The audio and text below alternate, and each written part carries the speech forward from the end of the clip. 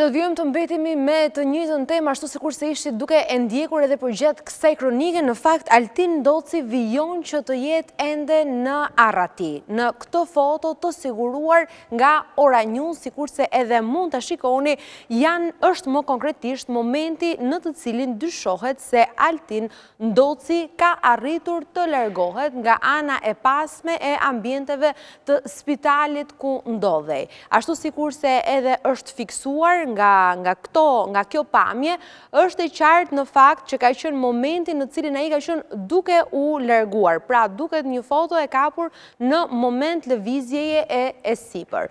Sikur se po thonim edhe më lart, Altin Ndoci, i dyshuar si përfshirë në disa ekzekutime, vijon të mbetet i lirë ende në Arrati. Dyshimet aktualisht deri në këto momente, siç na raportohet, janë se Altin Ndoci ka marrë rrugën drejt zonës së spitalës.